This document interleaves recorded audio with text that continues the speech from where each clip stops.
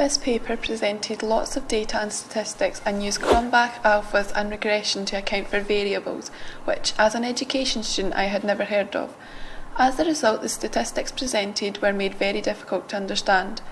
Many tables and graphs were presented in this article to show the relationship between all of the different factors, which again was slightly overwhelming and took a lot of reading over to make sense of. This is significant as it made the work from week 3 seem very relevant. The coursework stressed the importance of understanding and using statistics for classroom practice. It has made me want to learn more about statistics in order to make use of them in my classroom.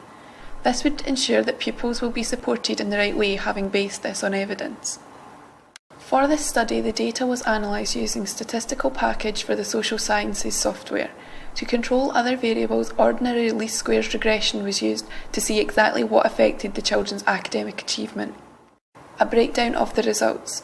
The study found that self-esteem of American students was on average higher than the British students. However, the British students' self-esteem was more consistent. A correlation was found between self-esteem in autumn and the results in spring for all participants in all areas being tested, except writing in the US. For Cleveland students, self-esteem correlated significantly with 4 of the 5 achievement indicators, including reading, maths, citizenship and science, but not writing.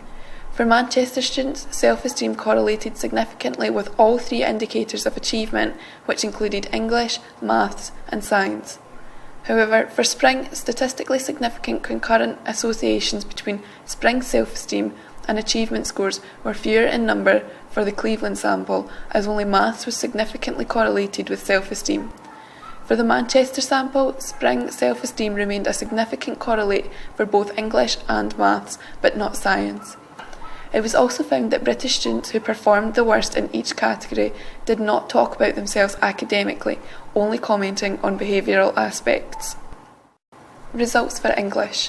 In Cleveland, boys scored higher for citizenship than girls. There was a positive association between self-esteem and writing for boys in Cleveland. In Manchester, girls scored significantly higher marks in English than boys, and gender had the highest impact on English in Manchester. Results for maths. In spring, only maths in the US showed a correlation with self-esteem, whereas in England, both maths and English shared this relationship. In both countries, it was revealed that girls had the highest correlation between maths and self-esteem.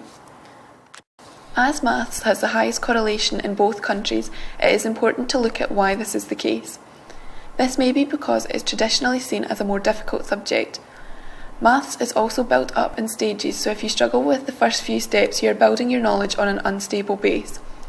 Furthermore, the concepts in maths are sometimes difficult to understand and involve quite abstract ideas that certain people may not be at the stage to understand. This can lead to pupils having a low self-concept, lowering their self-esteem and in turn their grades. Maths has also been likened to another language due to its complex terminology. For students to understand and progress through maths, it is important that they can follow this language with ease. If pupils do not master this language, this may cause their self-esteem and self-efficacy to be lowered.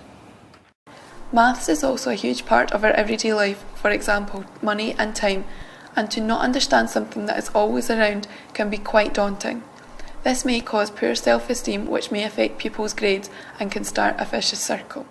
There is a lot of pressure on pupils to do well in maths because it is needed so much in everyday life, from parents, teachers and society.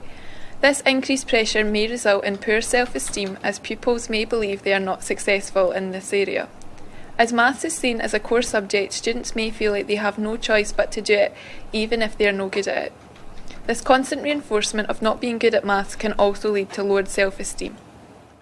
In a 1971 study on pupils' views about maths, 48% of the 8th graders asked felt like maths was something they had to do, even if they did not enjoy it. This is possibly because 21% are afraid of doing word problems and 11% want to avoid maths because they feel like they are no good with figures. This can cause and reinforce a negative self-efficacy towards maths, which may lower their self-esteem in this particular subject area. Although this study is quite old and more research needs to be done to show that these trends still exist, similar attitudes towards maths are being presented in this paper. This would explain why maths correlates so strongly with self-esteem and self-efficacy in the more recent study we chose to look at. The pupil's self-esteem may affect their self-efficacy in this area, resulting in pupils with high self-esteem and positive feelings about themselves getting higher marks compared to those pupils who did not talk about themselves academically because of low self-esteem to get lower marks than their classmates. The results from this study were gained from interview questions on how the children thought the teachers would describe them, tests and ratings of themselves on a scale.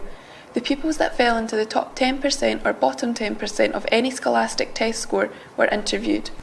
For pupils both in the UK and the US, those who described themselves positively, both academically and behaviourally, had higher results in maths than those that did not. Also, those that avoided discussing themselves academically because of low self-esteem performed worse. 80% of the 21 Cleveland students and 86% of the 24 Manchester students provided academic comments. Of the Cleveland sample, 100% of students discussed their academic selves in a positive light, with 1.4 academic comments per person for the best group and 1.8 average comments for the worst group, when combining their fall and spring comments. Cleveland students still maintained high self-esteem as they commented positively on themselves, even if they did badly. However, the best and worst Manchester students volunteered academic comments in recognisably different patterns, as the worst performing students did not comment on their academic ability.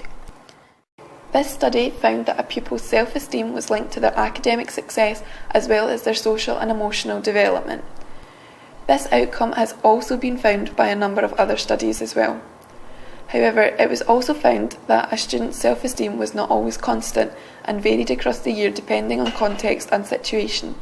There was also evidence to suggest that people are becoming more critical of themselves, which may be as a result of the reasons mentioned previously by Kirsty and Lauren.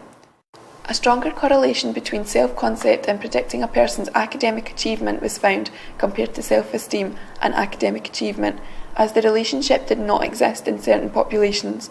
However, it is unclear how much of an effect self-esteem has on self-concept with regard to social comparison and symbolic interaction, which could in turn impact on academic achievement. This shows that more research needs to be done in this area to account for the conflicting results. There are a lot of different factors affecting self-esteem and therefore academic results, and as most of these associations were moderate in strength, this highlights the importance of instilling high levels of self-esteem in school children. This ties in with the Curriculum for Excellence's philosophy, whereby the aim of the curriculum is to develop the whole child, rather than focusing solely on the subject matter. This is why there is a focus on confident individuals, effective contributors and responsible citizens, in addition to successful learners.